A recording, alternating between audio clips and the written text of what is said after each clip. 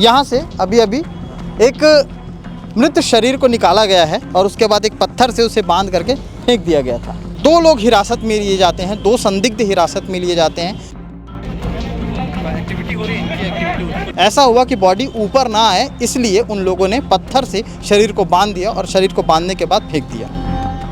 दुर्ग पुलगांव नाले के ठीक पास हम लोग इस वक्त खड़े हैं और पीछे आप एक तस्वीर, एक नज़ारा देख रहे होंगे। दरअसल आपको बता दें कि इस तरफ जो जलकुंभी से ढका वो नाला आपको नज़र आ रहा है, यहाँ से अभी अभी एक मृत शरीर को निकाला गया है और ये बताया जा रहा है कि उसके साथ जो आत्मघाती हमला हुआ था उसके दौरान ये सारी चीज़ें हुई और उसके बाद एक पत्थर से उसे बांध करके फेंक दिया गया था। एसडीआरएफ की टीम पहुंची थी और टीम के साथ साथ वो बोट भी दिख रही है जिस तरह से अंदर जा कर के तहकीकात की जा रही थी। क्या कुछ मामला है डिटेल से बताऊंगा। सबसे पहले सार बता दूं, दोपहर के करीब 1 बजे के करीब यहाँ पर भीड़ लगती है। भीड़ और साथ ही साथ पुलिस के जवान थे, पुलिस के जवानों के साथ एसडीआरएफ की टीम थी। उन टीमों को नीचे भेजा गया। नीचे भेजने के बाद ये पता किया गया कि शरीर है कहाँ पर, और उसके बाद जब पता चला तो शरीर को बोरे से बांधा गया था, उसके बाद उसे रस्सी से खींचा गया और उसके बाद लाया गया। इस पूरे रेस्क्यू में भी मौजूद थे श्याम ढीमर, जो शिवनाथ नदी में कई सारे ऐसे जो शरीर रहते हैं उनकी रेस्क्यू कर चुके हैं, डूबने वालों की रेस्क्यू करते हैं। अब आपको तफ्तीश से रिपोर्ट बताता हूँ। सोमनी थाने के क्षेत्र के अंतर्गत सोमनी थाने में एक मामला दर्ज होता है। दिनेश आडिल 26 साल जिसकी उम्र थी, उसकी गुमशुदगी की रिपोर्ट लिखाई जाती है 18 जून को, और 18 जून के बाद लगातार पुलिस खोजबीन कर रही थी, जांच कर रही थी। इस दौरान पता चलता है कि कोई 2 संदिग्ध जो हैं वो टकराते हैं। इस बीच 2 संदिग्धों के टकराने के बाद ये जानकारी हासिल होती है कि 26 साल के दिनेश आडिल सोमनी के बैगा टोला के रहने वाले थे, ढाबे में काम करते थे। 26 साल उम्र थी, दिनेश आडिल नाम था और काम करने के लिए निकले हुए थे। इसी दौरान शराब के नशे में कुछ लोगों के साथ मारपीट हुई। मारपीट की स्थिति इतनी ज़्यादा हो गई और इतनी भयावह हो गई कि पत्थर से, जिस तरह पहले तो उन्हें सोमनी में ही मारा गया, मारने के बाद इस जगह पर ला करके जिन लोगों ने मारा था उनको लगा कि ये जगह महफूज है, अगर यहाँ पर फेंक दें तो पता नहीं चलेगा क्योंकि जलकुंभी से पूरा नाला ढका हुआ है।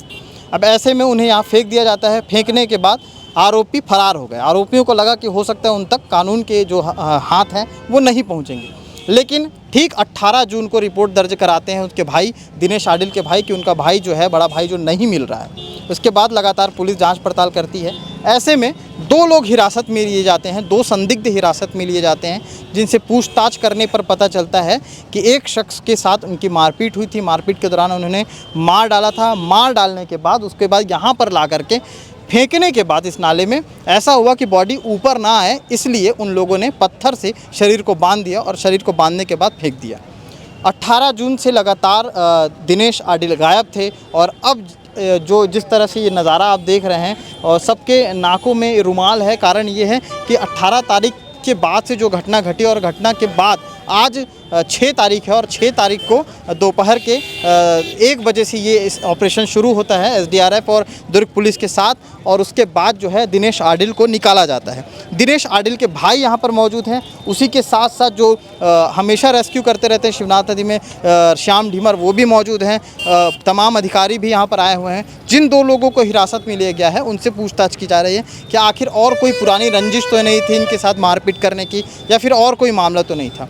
इस पूरे विषय पर जितना जो कुछ यहाँ पर हासिल हुआ वो कुछ हम बता रहे हैं। भीड़ आपको दिखा रहे हैं। एक तरफ जो है उस तरफ से रास्ता बंद कर दिया गया है, लोग फिर भी उत्सुकतावश यहाँ पर आकर के देखना चाह रहे हैं। आपको दिखा दें, एक तरफ दूसरे तरफ जो पुल है जो चल रहा है वहाँ पर भी लोग इकट्ठा हो गए हैं, लोगों की भीड़ है। और एक तरफ जो सामने जहाँ पर शरीर को रखा गया है दिनेश आडिल के, वो शरीर के आसपास की जो भीड़ आपको देख रहे होंगे वो भी वहाँ से रुमाल बांध करके वहाँ पर खड़ी मौजूद नज़र आ रही है, क्योंकि शरीर से जो है एक तरह की जो दुर्गंध है वो तेज़ गति से फैल रही है। और आपको बता दें कि काफ़ी समय का शरीर होने की वजह से इस तरह की दुर्गंध आती है।